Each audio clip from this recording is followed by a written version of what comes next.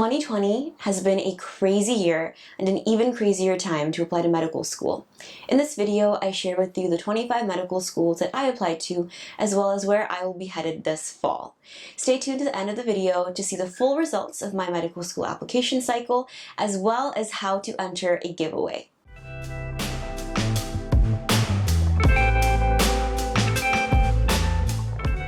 Hello friends, and welcome back to my channel. My name is Sohini and I will be an incoming medical student to As you may know, if you've watched any of my videos in the past, I spent this last year applying to medical school, and let me tell you, that was not easy to do during COVID. Medical schools across the country have reported anywhere from 20 to 30% increases in applications this past year, and virtual interviews were a whole new experience for me. In this video, I will be sharing 1. What schools I applied to, 2. When I received my secondaries and when I received my interview invites, 3. What the results of my cycle were, 4. Of course, where I will be attending and how I made my decision, and 5. Why you should like and subscribe to this channel immediately, because we will be doing a giveaway at the end of all of this, so stay tuned for that. So starting off, I did apply to 25 schools this cycle, and in alphabetical order they are Baylor, Boston University, Columbia, Cornell, Harvard, Hofstra Northwell, Icahn, Johns Hopkins, Kaiser Permanente, Mayo, Northwestern, NYU, Ohio State, Stanford, UChicago, UCI, UCLA, UCSD, UCSF, University of Michigan, UPenn, USC, Vanderbilt, Washington University, and Yale. As you can see, I of course applied to my state UC schools as I am a California resident, except I didn't apply to UC Riverside or UC Davis because they both have heavy regional biases. I applied pretty top-heavy in hindsight, focusing mostly on the T25 schools, but I did include some schools that have average lower stats than my own. Some of those include Ohio State, Hofstra Northwell, and UCI. Side note, there is no such thing as a safety school when applying to medical school, just schools that have average stats lower than your own. You can get Yule protected, you can get just completely rejected because you don't fit their mission or some other thing that they're looking for, and that certainly was the case for me. So don't ever make the mistake of thinking that some school is a safety school for when you're applying to medical school. I felt pretty emotionally invested in schools like Baylor, UCSF, Vanderbilt, and NYU because of the location, mission, and/or price. When did I submit secondaries and receive my interview invites? I'll place a screenshot somewhere here of my application tracker that I made. So I received the vast majority of my secondaries in the middle of July, within about a week of the MCAT transmission.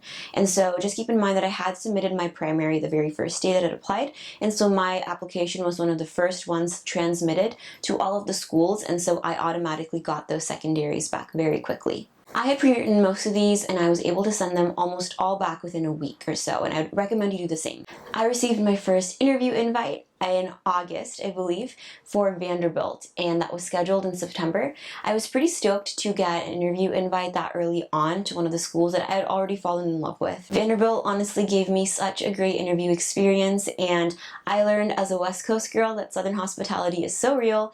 Everyone there was so welcoming, and I really enjoyed my interview experience with them. I also received interview invites in order from UCSD, UCI, USC, UCSF, Kaiser Permanente, and Cornell. The bulk of my interview invites were sent sometime in September to December, and I had my last interview at Cornell in January. So what are the results of my application cycle? Where did I get accepted, waitlisted, and rejected? So for the 18 schools that I did not receive an interview invite from, I was eventually rejected through either email or portal update. Notably, my alma mater UCLA did not send me an interview invite, unfortunately, so I was a bit bummed about that, but it also just goes to show you how random this process can be, because I thought I was a pretty strong candidate and I did do a lot of cool things at UCLA as an undergrad, but hey, it's pretty random and they're looking for different things than what I was giving to them.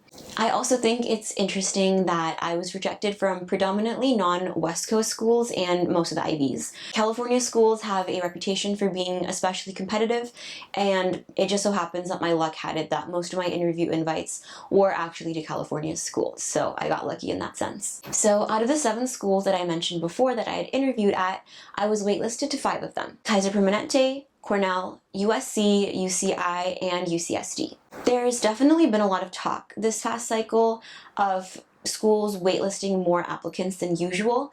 This might be because of the wonky cycle with more applications than usual and more applicants attending more interviews than usual because of the virtual format. This trend certainly seemed to hold true for myself since I was waitlisted to 5 out of the 7 that I interviewed at, but honestly I'll never truly know if I was waitlisted because of a wonky cycle or if it was just something in my application or my interview that they didn't totally vibe with. And that's okay, because at the end of this whole cycle I was accepted to 2 schools, Vanderbilt and UCSF. Those are the 2 schools that I really felt like I fit the mission, values, and just the general vibe of the student population the most. I've always said that it takes only one acceptance to become a doctor, and I couldn't be more grateful that my 2 acceptances were to these 2 amazing schools. So how in the world did I decide between Vanderbilt and UCSF? I received my Vanderbilt acceptance first after a pretty long string of heartbreaking waitlist decisions, and I immediately fell in love, started picturing myself at Nashville, and I was stoked. Vandy is a top 15 school, has an amazing location in Nashville, Tennessee, and has some of the most lovely and welcoming faculty and staff that I have ever met in my entire life. In addition, the medical school has an accelerated preclinical curriculum, so that offers students much more time to explore and specialize in whatever interests they will be applying to in residency. Vandy also has incredible opportunities to work in both refugee and LGBTQ healthcare, which very much attracted me to their program. And there honestly aren't a lot of cons to Vandy other than the higher private school tuition cost and the distance from my family and friends back in California. Then, quite literally, while I was looking for apartments in Nashville, I received my acceptance to UCSF in January, and I just about died. UCSF has always been my dream school, and I almost felt like I was so emotionally invested in UCSF that I didn't really let myself believe that I could ever get there. And so I'm still processing it, honestly. UCSF is the only medical school to rank in the top 5 for both research and primary care, and the clinicians that come out of UCSF are world-renowned for both their scientific discoveries as well as their patient care. UCSF has a strong commitment to social justice, which I absolutely love, and they just have unparalleled opportunities in almost every field that you could want to go into. And of course it's freaking San Francisco, so that by itself gives it like extra 10 points. I love the idea of spending my 20s in the city, and I really felt like I could grow personally and professionally as both a person and clinician if I went there. In addition, a lot of my close friends from undergrad and high school will either be moving to San Francisco this year or already live there, and so I felt like I would have a great support network if I did go there. Of course, I have to consider that with step 1 going pass-fail, the prestige of the institution that I attend when matching for residency may play a slightly bigger role than in the past, and so I just thought with UCSF being, a top 5 institution and about half the cost of Vanderbilt, that was probably the best bet for me. Getting that acceptance to UCSF was an absolute dream come true, and I am really excited to share both of these acceptances with you. So if I didn't make it abundantly clear already, I will be attending UCSF School of Medicine this fall. I have just officially committed as of April 30th.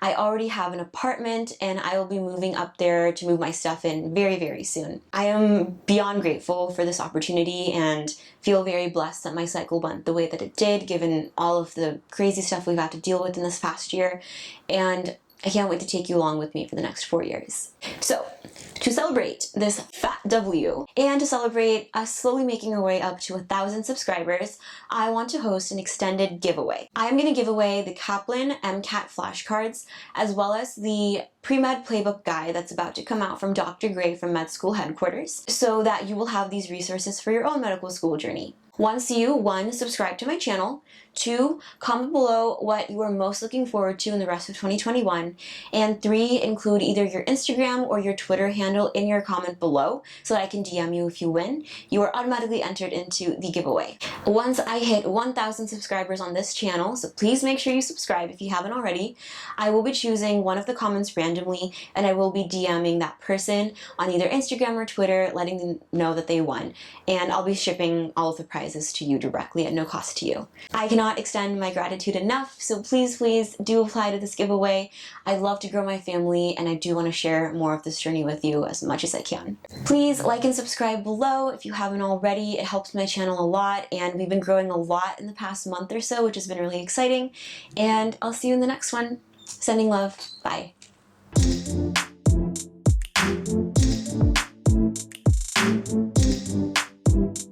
you.